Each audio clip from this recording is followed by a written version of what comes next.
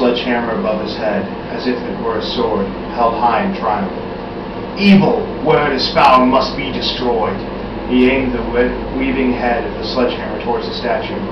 "This is a thing of evil, created by an extremist who hates his fellow man. To victimize the weak, he contributes nothing to the advancement of his fellow man, nothing to the succor of his fellow man, nothing to the education or support of his fellow man. He offers only lewd and profane images to prey on the susceptible and feeble-minded among us." The crowd was silent, in their bewildered disappointment.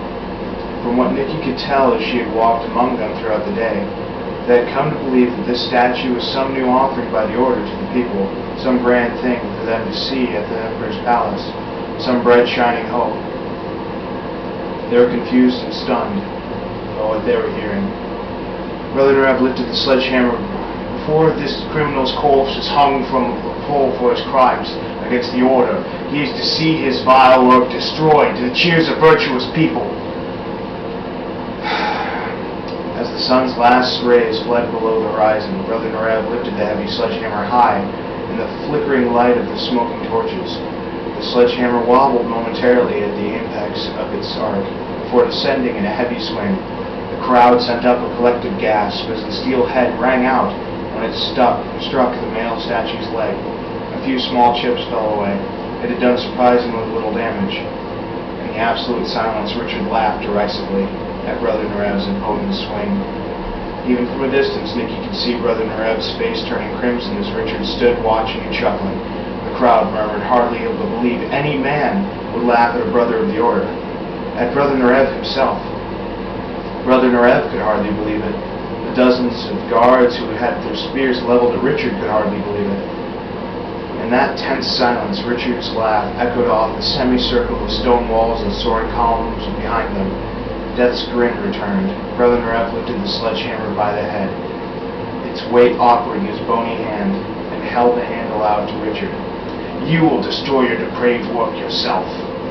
The words, "or you will die on the spot," were not spoken, but everyone heard them implied.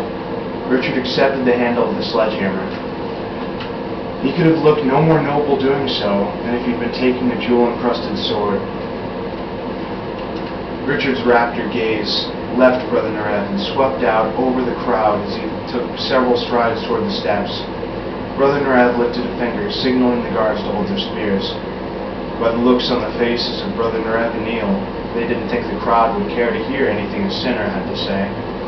"You are ruled," Richard said in a voice that rang out over the multitude, "by mean little men." The people gasped as one. To speak against a brother was treason, most likely, and heresy for sure. "My crime? I have given you something beautiful to see, daring to hold the conviction that you have a right to see it if you wish. Worse, I have said that your lives are your own to live." A rolling murmur swept out. Richard's voice rose in power, demanding in its clarity to be heard above the whispering. "Evil is not one large entity, but a collection of countless small depravities brought up from the muck by petty men. Living under the order, you have traded enrichment of vision for the brave fog of mediocrity, the fertile inspiration of striving and growth for mindless stagnation and slow decay, the brave new ground of the attempt for the timid quagmire of apathy." With gazes riveted and lips still, the crowd listened. Richard gestured out over their heads with the sledgehammer, wielding it with the effortless grace of a royal sword.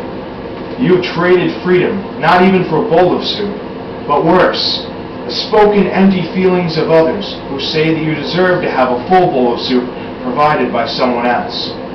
Happiness, joy, accomplishment, achievement are not finite commodities to be divided up. Is a child's laughter to be divided up and allotted? No! Simply make more laughter." Laughter, pleased laughter, rippled through the crowd. Brother Nerev scowled Peru. "We've heard enough of your extremist ramblings. Destroy your profane statue now." "Oh, the collective assembly of the order and the brothers fear to hear what one insignificant man could say? You fear mere words that much, Brother Nerev?" "We fear no words. Virtue is on our side and will prevail. Speak your blasphemy so all may understand why moral people will stand against you." Richard smiled out at the people, but he spoke with brutal honesty. Every person's life is theirs by right. An individual's life can and must belong only to himself, not to any society or community, for he is then but a slave. No one could deny another person their right to their life, nor seize by force what is produced by someone else, because that is stealing their means to sustain their life. It is treason against mankind to hold a knife to a man's throat and dictate how he must live his life.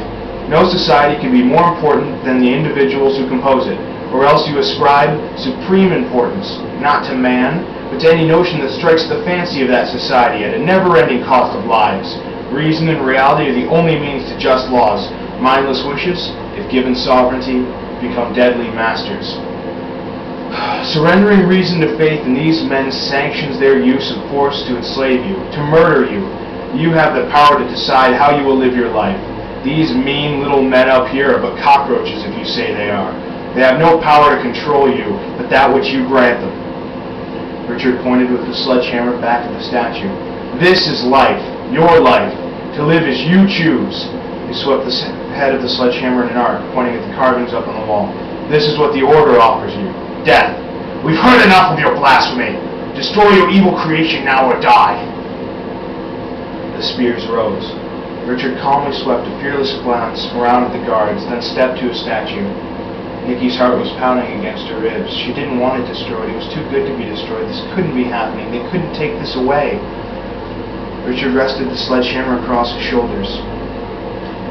He lifted his other hand up to the statue as he addressed the crowd one last time. This is what the Order is taking from you. Your humanity, your individuality, your freedom to live your own life. Richard briefly touched the sledgehammer to his forehead. With a mighty swing, the steel head arced around. Nicky could hear the air whistle. The entire statue seemed to shudder as the sledgehammer struck the base with a thunderous boom. In a moment of brittle silence, she heard the faintest sound, the ripping, popping, crackling whisper of the stone itself.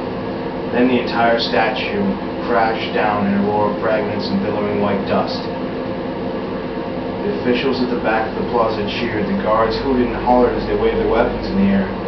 They were the only ones. The crowd was dead silent as dust rolled across the plaza. All their hope embodied in the statue had just been destroyed. Nicky stared in a daze, her throat constricted with agony of it. Her eyes watered. They all watched as if just witnessed a tragic, pointless death.